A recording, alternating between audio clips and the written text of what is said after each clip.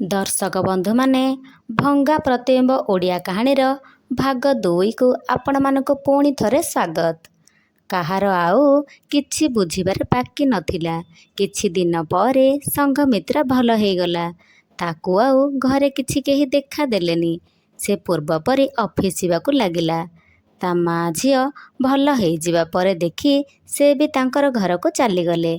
दिने प्रबोध ऑफिस रु घर को आसी चुपचाप सोफा पर बसी पड़िले।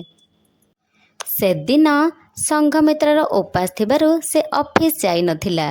प्रबोध आसी एमिति चुपचाप बसिबाटा ताकू टिके अखाड़ुआ लागिला। से पचारिला, कौन हेछि? ऑफिस रे किछि आउ असुविधा हला कि? प्रबोध ताकू चाहि कहिले, भाउजंक भौणी पागल हे जाइछि। किए कहुछि ता उपरे किए गोटे सवार हेछि। संघमित्रा शुणिकी सोफा ऊपर लत करी बसी पड़िला। पचारिला, किए सवार हेछि?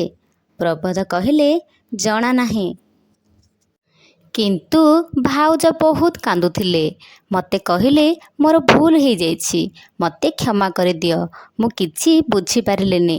काली सकाळु आमे गाँ को जिबा। संघमित्रा को किंतु एक कथा शुणिकी भारी कष्ट होला।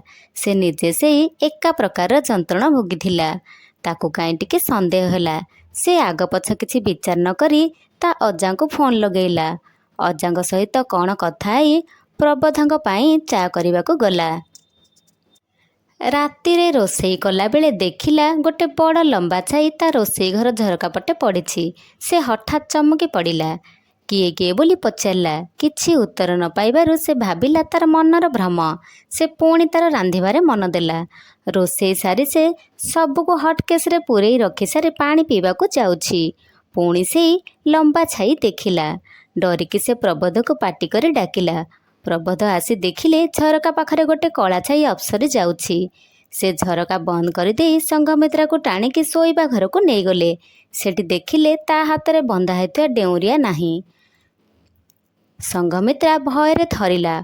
उभय मिसिकी डेउरिया खोजिबाकू लागिले। किछि समय खोजिबा परे प्रबोध देखिले खट कड़े डेउरियाटा गली पड़िछि। से तळू डेउरियाटा गोटे संघमित्रा हाथ में बांधी देले। संघमित्रा डररे आउ रोषेई घर को गला नाही। रातिरे न खाई उपास रहिला। प्रबोध रोषेई घर को जाई आश्चर्य हो गले। देखिले सबु खाद्य द्रव्य खोला पड़िछि। से देखिथिले संघमित्रा रोषेई घरे सबु खाद्य हटकेस रे पूरे बंद करिथिला।